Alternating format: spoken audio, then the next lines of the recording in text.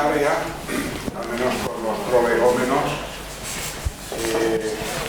Y os quería presentar a Mijaela Aralay, que es una psicóloga que hemos tenido en el hospital durante mucho tiempo en una beca y, como sabéis, con ese apellido, pues no es española, es rumana. Y se nos ocurrió hace algún tiempo hacer un seminario sobre Batman, que era un capricho de la conferencianta, pero con el tiempo se nos ocurrió que, dado los antecedentes históricos y nacionales de Mijaela, pues casi que sería mejor hacerlo sobre un tema nacional, ¿no? de su país. Y qué otra cosa mejor que tomar a Drácula como ejemplo de esta historia. En este sentido, pues tomamos como referencia la película de Bram Stoker, la novela de Bram Stoker también, para hablar de distintos temas que tienen que ver con la psiquiatría y también con el crimen, ¿no? Y con otras cosas metafísicas que tienen que ver con el tiempo y con la eternidad, ¿no? En este sentido, pues os dejo con Mijaela para que nos cuente la historia del príncipe Vlad y de todo lo demás que venga colgando de ello. Bueno, yo muchas gracias a todos por venir. Lo cierto es que Drácula es un tema, yo diría que más que un personaje, es un concepto que siempre está de moda. Estaba de moda en el siglo XIX, está de moda hoy en día y estará de moda cuando nuestros tataranietos vivan. Y es muy fácil atrapar a la gente con un personaje como Drácula. Lo cierto es que yo me he tomado el atrevimiento de no caer en el tópico de venir aquí a hablar sobre lo erótico que hay en Drácula, que todos sabemos que hay mucho, sino intentar de alguna forma aprender un poco, viajar en el tiempo para poder encontrar al Drácula histórico y compararlo con el Drácula que todos conocemos a través de las novelas. Esta es quizás la frase más famosa del Drácula de Bram Stoker: atravesaré océanos de tiempo para encontrarte. Él dijo, he atravesado, yo digo atravesaremos, porque me gustaría que todos nos cogiéramos, subiéramos a un tren y fuéramos a hacer paradas históricas en cada uno de los contextos. Es cierto que somos historia, no podemos explicar nuestra historia sin el contexto en el que hemos vivido. Y por eso a mí me gustaría que la primera parada la hiciéramos en el siglo XV, en el que encontraremos miles y miles y miles de historias sobre Drácula. Yo los he clasificado en dos grandes grupos: el Drácula ficticio, que lo tendríamos algo así como un vampiro sádico pero refinado, romántico, regresa de las tinieblas en busca de cuellos jóvenes que alimenten su eterno deambular por la noche. Y luego tenemos a un Drácula histórico, que fue un pelín diferente, no fue tan romántico, pero sí hubo mucha sangre en su vida. Hubo alguien una vez que describió a Drácula de la siguiente manera. No es un hombre excesivamente alto, pero sí muy corpulento, muy musculoso. Tiene una apariencia fría, no inspira buenas sensaciones, la nariz de águila, las fosas nasales muy abiertas, una cara en un tono rojizo, unas pestañas muy largas, ensombrecen sus grandes ojos. Luego tiene bigote, los grandes y llamativos pómulos le dan una apariencia de una fortaleza muy imponente y esa melena de color negro que le cuelga sobre su ancha espalda. Ahora vamos a hacer un ejercicio de imaginación. Quiero que todos os imaginéis a este Drácula en vuestra cabeza. ¿Alguien se ha imaginado a este tío? Este es el último Drácula. El Drácula, quizás no la leyenda jamás contada, pero sí el más guapo jamás contado. Luego habrá quien se habrá imaginado a este. Es el Drácula más famoso que ha existido, el Drácula de Bram Stoker. Y habrá quien se habrá imaginado a este, que se parece a la descripción que habíamos hecho antes. Lo cierto es que este es el Drácula histórico, como veréis es igual de atractivo que el primero que hemos puesto. Bueno, para poder empezar a hablar del Drácula histórico, tenemos que hablar de la situación que vivía Rumanía en esa época. Rumanía estaba rodeada, por un lado por el Imperio Otomano, por otro lado por la Europa ortodoxa y por otro lado por la Europa católica. Siendo realistas, independientemente del lado del que se pusieran, por algún lado alguien vendría a machacarles. Esto es un mapa sobre la Rumanía de esa época. Aquí, simplemente como curiosidad, para que nos pongamos en el contexto, es que el Drácula histórico gobierna aquí y, sin embargo, el Drácula de Bram Stoker sale de aquí. ¿El por qué esa diferencia de ubicación? Simplemente porque en Valaquia no había leyendas sobre vampiros y en Transilvania sí. Vale. Para poder entender a Drácula tenemos que entender a su familia. Este genograma es muy complejo, no vamos a mirarlo todo, simplemente que nos quede unas pocas ideas claras. Lo primero, que en la misma dinastía tenemos dos grandes familias. Esto no va sonando porque casi siempre pasa en la historia. En estas dos grandes familias estaban siempre enfrentadas. Por un lado, tenemos al Vlad II, que a mí me gusta llamarlo Papa Drácula, por supuesto a nuestro Drácula. Es importante en su historia sus dos hermanos y por supuesto es importante en su historia las personas con las que se vio enfrentado.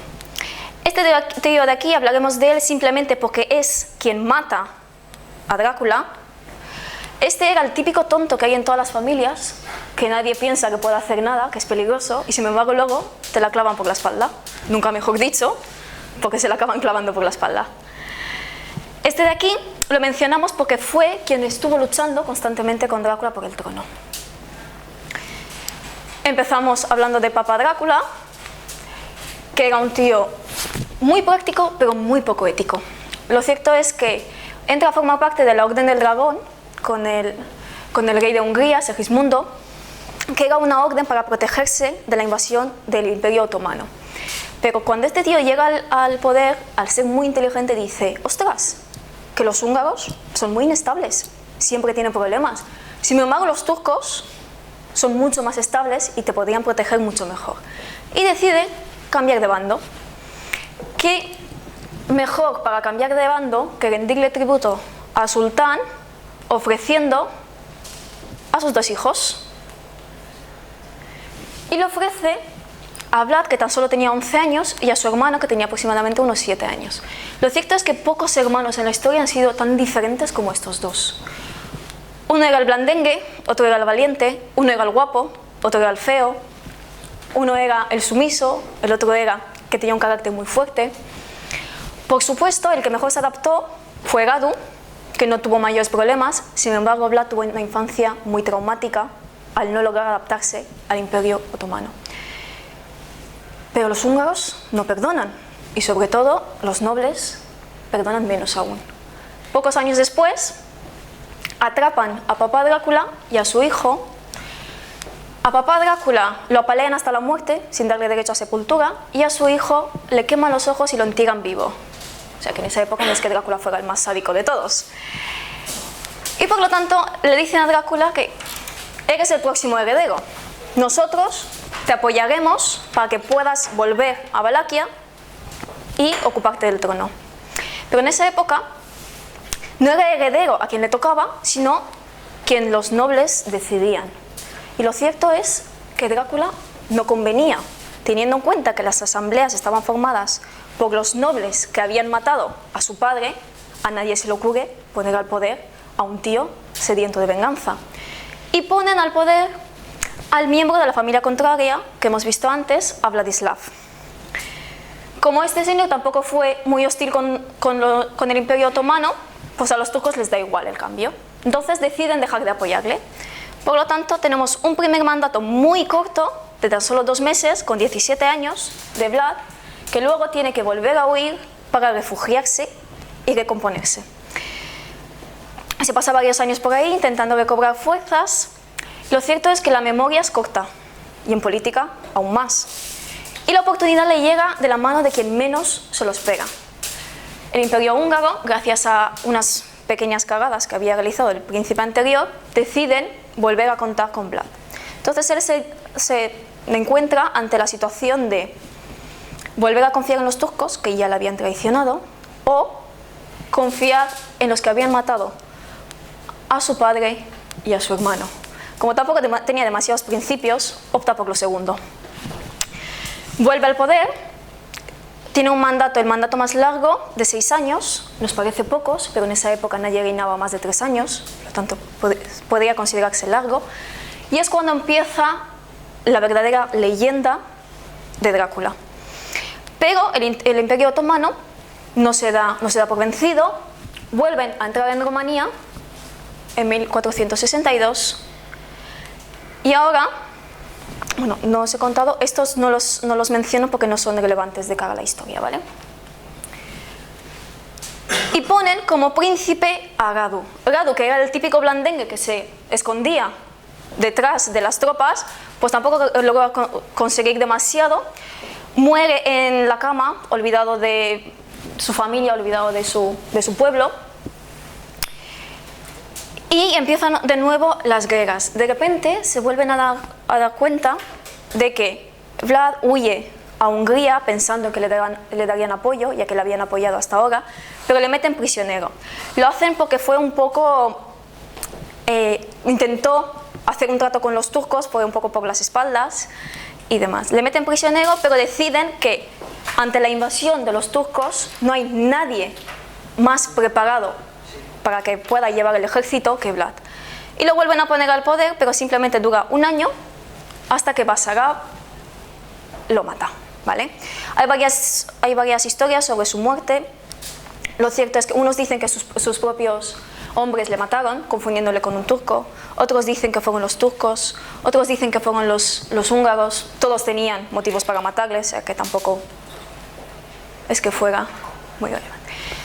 Sobre la descendencia de Vlad no vamos a entrar porque es bastante compleja y tampoco nos interesa de cara al seminario.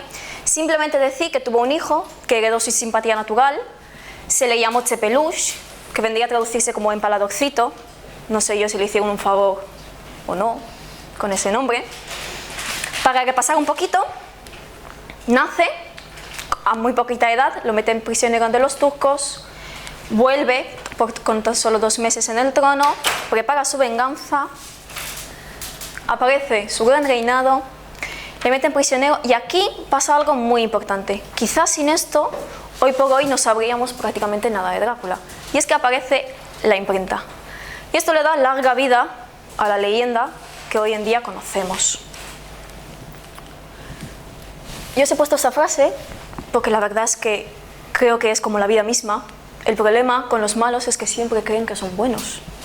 Y a Vlad, al igual que a muchas otras personas a lo largo de la historia, le pasaba lo mismo. ¿Quién era Drácula? Bueno, tenemos varias versiones. Unas son de los alemanes. Hay 32 historias oficiales, de las cuales solo 10 se pueden verificar mediante fuentes históricas. Solían acompañarlas siempre de grabados. Bueno, es lo mismo de siempre. Este es el Drácula que conocemos todo, el sanguinario, el que ataraba a todo el mundo, el que asaba a los niños, mataba a las mujeres. Ese grabado va acompañado de esta imagen en el que vemos aquí a Vlad comiendo tranquilamente, aquí unos hombres empalados y aquí sus súbitos decapitando a alguien. Comía el guiso de su abuela, no comía sangre, pero bueno, no deja de ser terrorífico. Los rusos escriben sus propias historias y lo cierto es que le dan un tinte de moralidad que no habíamos encontrado antes. En una de las historias hablan de que un mercader llega a la ciudad y le roban. Entonces va al príncipe y el príncipe le dice: no te preocupes que mañana tendrás tu dinero. Y al día siguiente le devuelve el dinero con una moneda de más y le pregunta: ¿estás contento? Y el mercader le dice: sí, porque he recuperado mi dinero más una moneda de más. Le dice: si no me hubieras dicho que tenías una moneda de más, te hubieran empalado junto al ladrón. Para los romanos fue un héroe en caballero blanco que venía a librarlos de los boyardos corruptos y de los ataques de los turcos. Lo cierto es que Ceausescu le declara héroe popular, aunque tampoco es que sea el mejor de los referentes. y en Rumanía se le considera como un héroe. Para los alemanes es un monstruo, para los rusos es un hombre cruel, pero justo, al fin y al cabo, y para los rumanos es un héroe. Es complicado que la misma persona logre ser todas estas cosas. Así que yo me vuelvo a preguntar, ¿quién era Drácula? Podemos resumirlo diciendo que vivía en un mundo caótico de luchas, de poder, de sangre, de traiciones, es decir, el contexto era el que había, sin embargo era mucho más sanguinario, si cabe, que los demás. Era muy democrático en su salvajismo, esto me gustaría dejarlo claro, no era un tío que simplemente empalaba a los nobles o a los boyardos, que eran los nobles eslavos, empalaba a mujeres, a mendigos, a ladrones, a todo tipo de personas. Esto yo creo que todos lo tenemos claro, no tuvo problemas de población problemática. De hecho, dejó una copa de oro en medio de una plaza. Nadie se atrevió a tocarla, incluso muchos años después de su muerte, cuando ya estaba muerto. Esto ya lo habían hecho muchos otros príncipes en la historia. Les obligaba a los empleados a comer antes que él, porque tonto no era y sabía que le podían envenenar. Y sus rasgos más característicos serían el empalamiento y que atacaba de noche y por sorpresa. Esto es cuestión de estrategia. Su ejército era muy inferior al de los turcos y necesitaba, de alguna forma, desarrollar algún tipo de estrategia.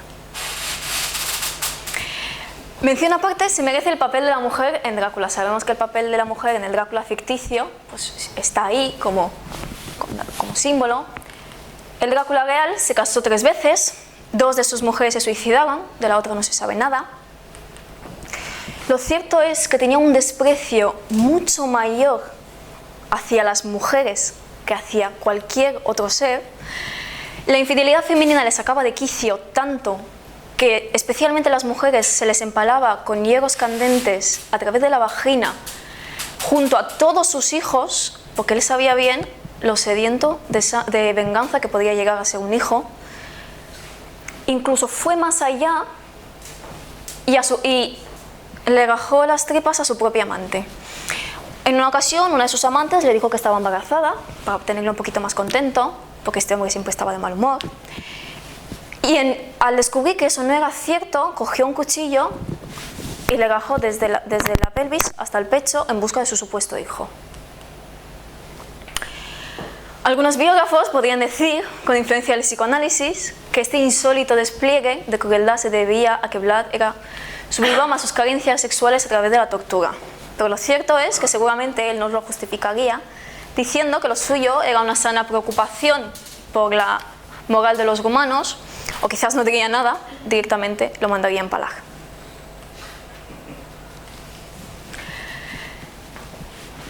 Esta es mi diapositiva preferida. ¿Qué diagnóstico le podríamos dar a Vlad? Lo cierto es que lo único que podemos decir con certeza es que era tan mortal como todos los humanos, pero mucho más despiadado que la gran mayoría.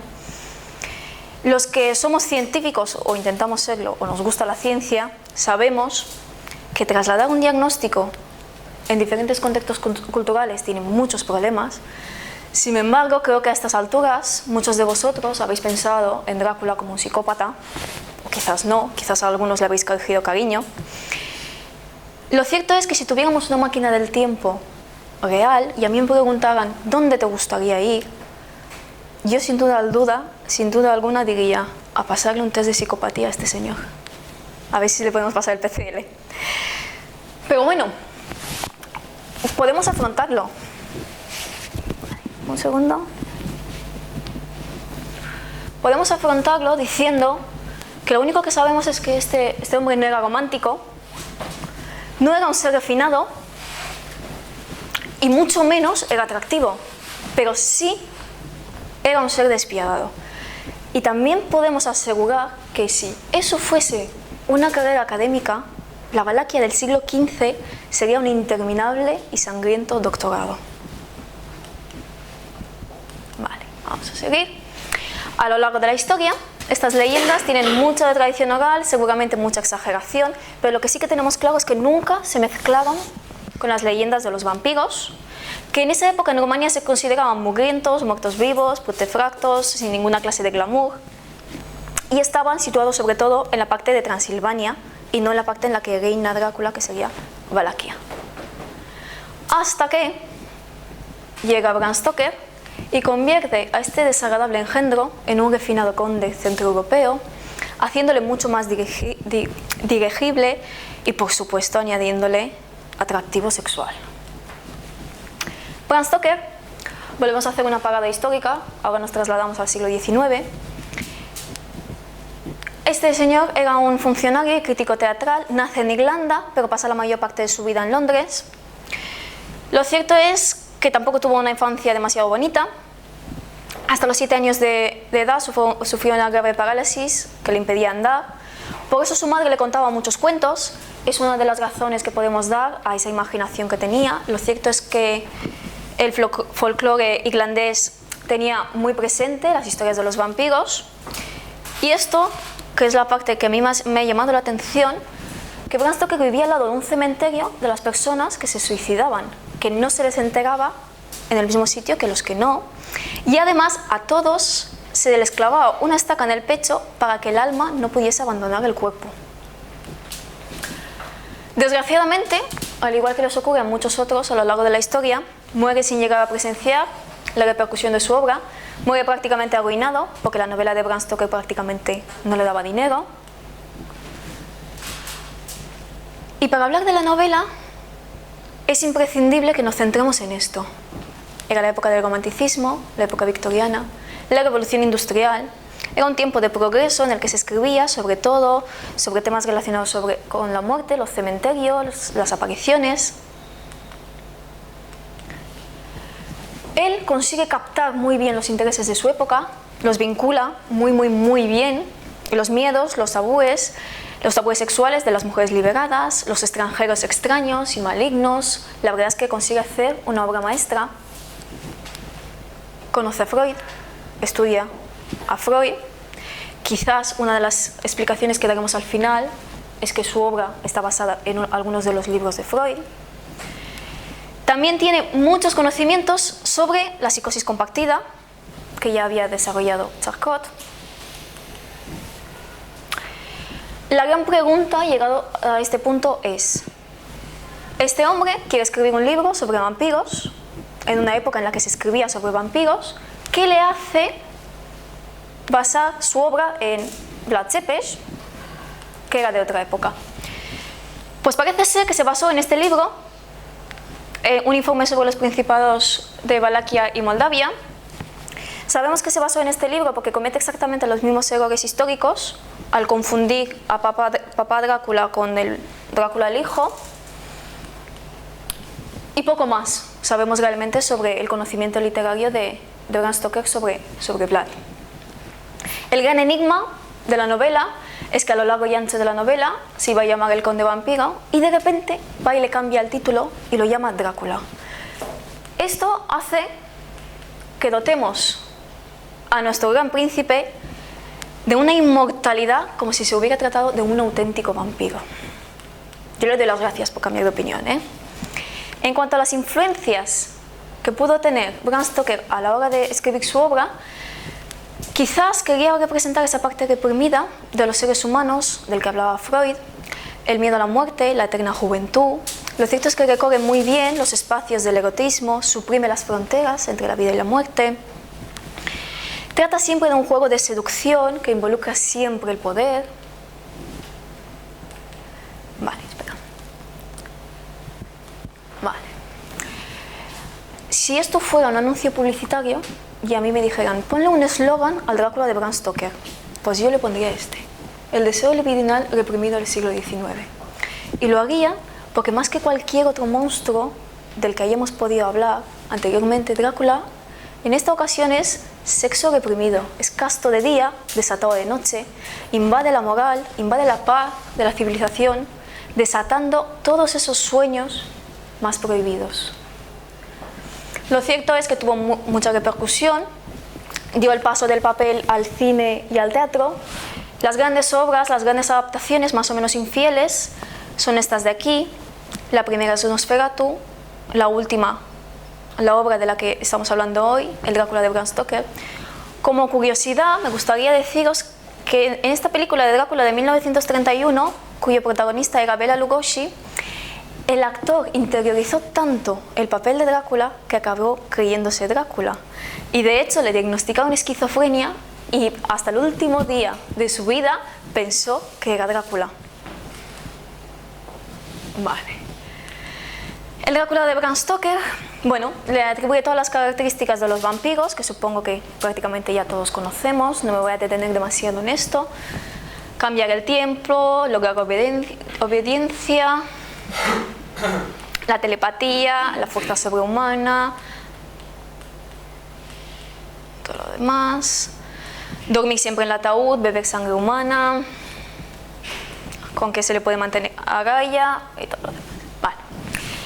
Lo cierto es que mucho tiempo después de que esta obra se haya escrito y de que las películas hayan salido, el Drácula de Bram Stoker sigue dando que hablar.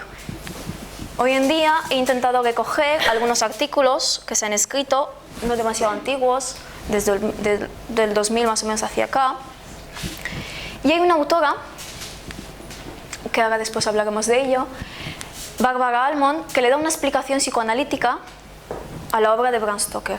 Y lo cierto, lo que ella viene a decir es que ese ser, esos no muertos, son representantes de las necesidades orales intensas que de alguna forma la invasión agresiva y la posesión del cuerpo nos ofrecería como una solución a ese gran dilema. Para ella, el horror del mito del vampiro se encuentra en esa unión, ese fin a un objeto que necesitamos profundamente, pero que es muy problemático. Ella habla de que la fuente imaginativa de la figura de Drácula se postula como esa invalidez temprana que había tenido Bram Stoker y esa idealización posterior que se hace él de sí mismo de ser un ser poderoso y carismático. Esto está nada más lejos de la realidad, porque Bram Stoker era un tío bastante soso, bastante serio, se suele hablar de él como esa persona que suele ir a pasear por la playa sin relacionarse con nadie, solía empezar a hablar con el mar. Habría que ver el diagnóstico de Bram Stoker también. Esto es el abstract de ese artículo, si alguien lo quiere leer. Lo suele titular el niños, monstruos y madres vampíricas. Bueno, una traducción del Google Traductor, que los que me conocéis sabéis que no sé inglés. Otro punto de vista nos lo da Pedro Gargantilla. Este hombre se dedica a hacer conferencias muy interesantes y en una de ellas la titula así: Los vampiros, una respuesta médica a su existencia. Lo que viene a decir es que los vampiros de Bram Stoker, tal y como él los describe, estarían basados en 3 enfermedades reales. Por un lado, en la esquizofrenia, en la rabia y en la porfiria. Lo justifica diciendo que de la esquizofrenia podíamos sacar esa alteración de los ritmos del vigilia-sueño y ese temor al verse reflejado en el espejo, esa autoscopia negativa que vemos en Drácula. De la rabia tendríamos la conducta agresiva y esos trastornos de sexualidad, y de la porfiria tendríamos las deformaciones físicas que existen y que de alguna forma describe Drácula. Es una enfermedad congénita de la sangre. Lo que les hace es deformarles la cara, hace que las uñas crezcan más, el pelo crezca más, que las encías se retraigan, de ahí esa mandíbula que aparece en Drácula mucho más marcada. Otra vuelta de tuerca aún más interesante, quizás la más descabellada de todas, es la que nos da este señor de aquí, que lo que viene a decir es que la novela de Bram Stoker realmente no trata sobre un vampiro que sale desde Transilvania y se va a Inglaterra, sino que trata de gente que se cree esa historia. No va de vampiros, va de locos. Y los locos son los que se creen la historia que cuentan. Muestran los testimonios de una serie de personas que creen una mentira, el cómo una población se puede llegar a creer esa mentira. Nos describe todas las fases de la paranoia que existen en la película y sobre todo el trastorno psicótico compartido que de alguna forma transmite Van Helsing y todos los demás. Este tío, la verdad es que tiene un punto de vista muy interesante. El seminario podría ir solo sobre su punto de vista porque a mí me gustó bastante, da otro punto de vista a la novela de Bram Stoker. Aquí es donde podíamos relacionar esos conocimientos que tenía Bram Stoker sobre Freud, sobre la psicosis compartida de Charcot, todo lo demás. Por último, vamos a hablar sobre el síndrome de Renfield, es el que denominamos el vampirismo real. Es un trastorno de la conducta que descubren tras la película de Bram Stoker en 1992 y deriva del personaje Renfield que aparece en la película. Lo que viene a decir es que la persona siente una compulsión hacia el consumo de la sangre. Lo clasifican como una variedad de la esquizofrenia o como un subtipo de la parafilia, un tipo de parafilia. Aunque no esté en el DSM-5, es un síndrome que, aunque sea raro, pues sí que se ha descrito en varias ocasiones. Ese personaje, en el que se hace alusión en la obra de ficción, es un paciente psiquiátrico que come moscas creyendo que de esta manera absorberá esa fuerza vital de las moscas. No contento con esto, a las moscas se las da de comer a las arañas se las da a las aves para finalmente consumir las aves y juntar cuanta más fuerza mejor. Espera que Drácula venga a darle la inmortalidad. Las personas que padecen de este síndrome suelen ser hombres y suele estar relacionado siempre con una visión que se haya dado en la infancia hacia una escena de sangre en la que se haya dado pues, una atracción. Durante la pubertad se desarrolla mucha más atracción hacia las escenas sangrientas y por ello también se le considera una parafilia. No me he detenido más en este síndrome, que sí que están descritas todas las fases, pero bueno, luego si queréis lo podemos ir comentando. Y como a lo largo de la exposición me he negado por completo a poner ningún tipo de imágenes erótico-festivas que digo yo que están siempre relacionadas con Drácula, pues bueno, aquí os hago un pequeño regalo y es un vampiro mordiendo a una inocente damisela, ¿vale? Hemos llegado al final del viaje.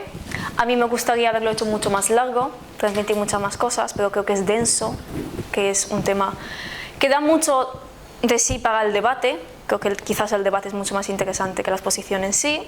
Entonces, pues ahora llegan las opiniones, críticas, preguntas y todo lo que queráis. Vale. Pues eso. Me voy a sentar.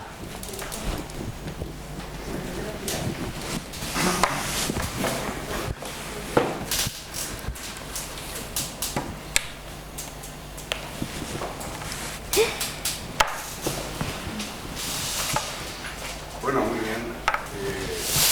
Has estado magnífica. Te felicito. Vas para catedrática. No te conformes con menos. Y a propósito de Drácula, a mí me hubiera gustado que hubieras tocado el tema del tiempo, ¿no? Porque yo siempre que veo películas de vampiros, hay un componente erótico pero ligado a la inmortalidad. Es decir, aquellas personas que son mordidas por Drácula adquieren esa propiedad de inmortalidad, ¿no? Entonces uno tiene que optar, a dejarse ser mordida y ser inmortal, o tomarse la pastilla roja y quedarse dentro de Matrix, ¿no? Entonces yo creo que ese aspecto muy borgiano que está en relación con el tiempo es la metáfora de la eternidad, ¿no? Sí. Hubiera dado para hablar mucho sobre qué es el tiempo, porque el tiempo todos creemos que es esto que marca el reloj, pero esto que marca el reloj no es el tiempo, es el tiempo cronológico. El tiempo es otra cosa. Y yo creo que el tema de Drácula va por ahí, ¿no? Y luego el rescate que hace de Mina, ¿no? En la película, que es una escena bellísima, ¿no? Cuando le convierte una lágrima en una perla, ¿no?